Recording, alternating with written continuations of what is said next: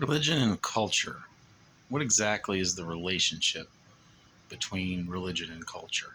It seems down through history, whatever the dominant religion has been in a particular culture, it has been central to that culture. Where one particular religion is especially dominant in a particular culture, it becomes hard to distinguish the religion from the culture. They seem to be the same thing.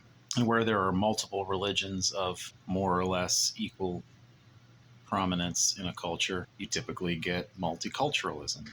And within cultures, you often have subcultures.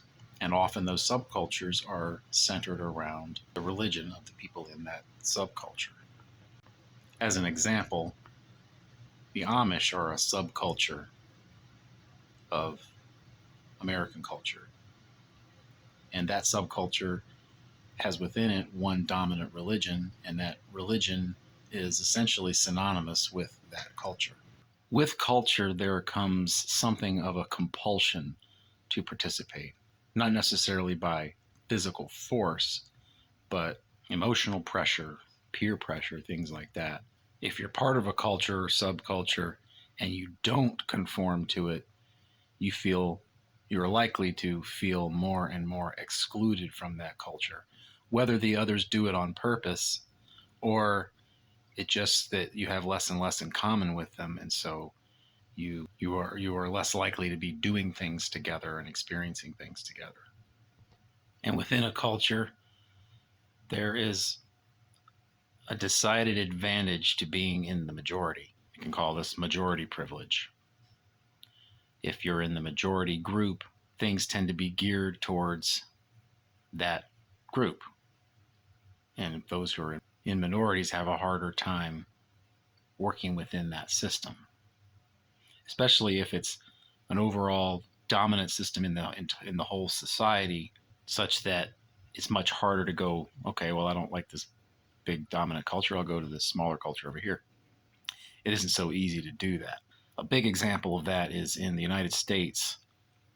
We had a very long period of white supremacy as being a dominant feature of American culture, both in slavery times and in Jim Crow times in the South, but not just in the South.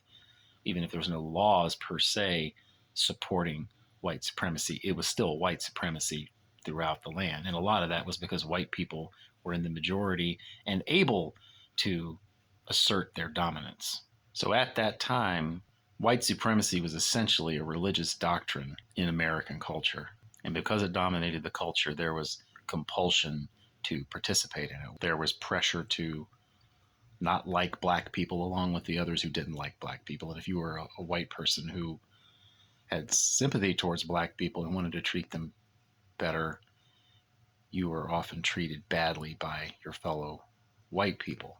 And if you were black, you were often compelled to participate in the white supremacy by doing things like ride at the back of the bus, use a separate substandard water fountain or bathroom or hotel, or go to a different substandard school.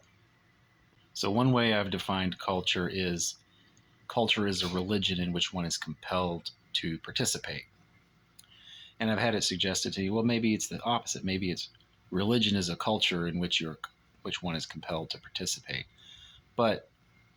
And that can be true when the religion and the culture are so intertwined that they're essentially the same thing, such as when the Roman Catholic Church was completely dominant over Europe.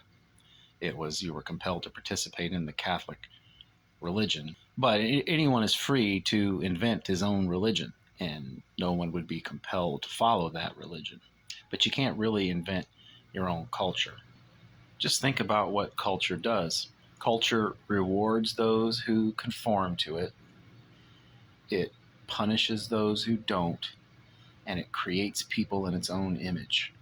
What does that sound like? That sounds like how God is portrayed in the Bible, one who creates people in his own image. Culture creates people in its own image. You've heard the saying, he was a man of his time. It wasn't his time, it was his culture.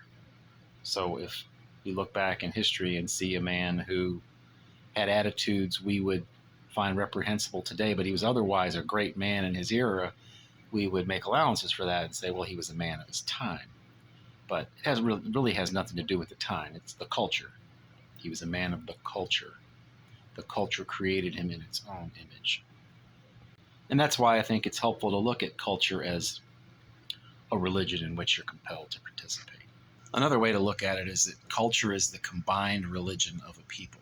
So it's simple where there's one dominant religion, but when there's multiple religions, or it becomes common for there to be no religion or nothing that's called religion, then society becomes something of an amalgamation of all of them. For example, in America today, we have Christianity, we have Islam, we have Judaism, we have atheism.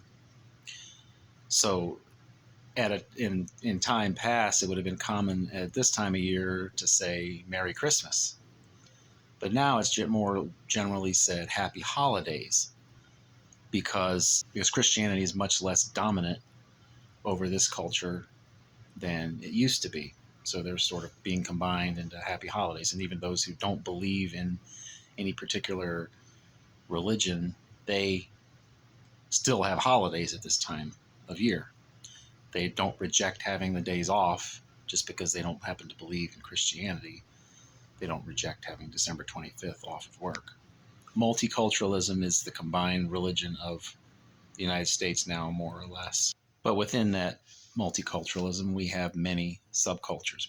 Christian communities, we have Jewish communities, we have Islamic communities, we have communities based on sexuality, we have communities based on a lot of different things, and each one of those is a subculture of the overarching culture.